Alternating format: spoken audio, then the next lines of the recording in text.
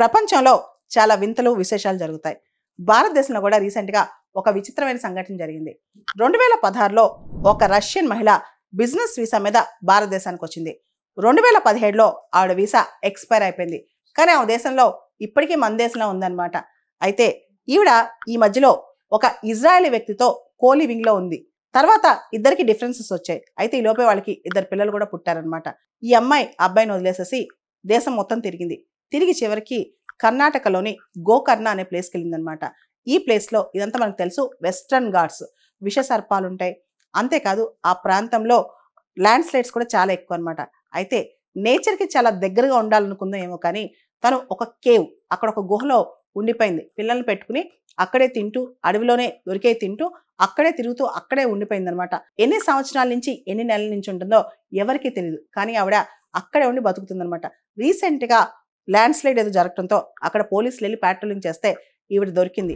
ఇవన్నీ ఒక చిన్న ఇల్లు, గుహ లోపల ఏదో జరుగుతుందని వెళ్తే ఈవిడ రష్యన్ మహిళ పిల్లలతో సహా ఉందన్నమాట.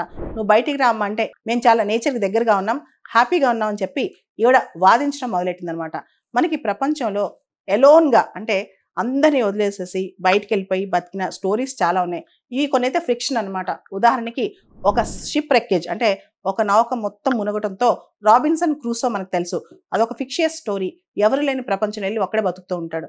అదేవిధంగా ఇంటూ ద వైల్డ్ అనే మూవీ, క్రిస్టోఫర్ మెక్కాండిల్స్, ఈ స్టోరీలో కూడా ఒక వ్యక్తి ఒంటరిగా ఎలా బతికాడో ఆ స్టోరీ మొత్తం ఉంటుందన్నమాట.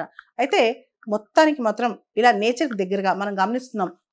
కొన్ని సంవత్సరాల క్రితం కోతులకి ఒక బేబీ దొరికితే ఆ బేబీని ఎలా పెంచి పెద్ద చేశాయో, సో అడవుల్లో మనుషులు బతకటం, అడవుల్లో మనుషులు అడవితో అనుసంధానమై బతకటం, ఇవన్నీ చాలా వరకు మనం ఫిక్షన్లో చూస్తాం. కానీ నిజంగా ఇది జరిగిందా అంటే ఈ మధ్య న్యూస్ ఇదే చెప్తుందనమాట. ఒక రష్యన్ మహిళ ఇలా కేవ్స్లో బతికి ఇలానే కేవ్లోనే చాలా రోజుల నుంచి, చాలా సంవత్సరాల నుంచి ఉంటుంది.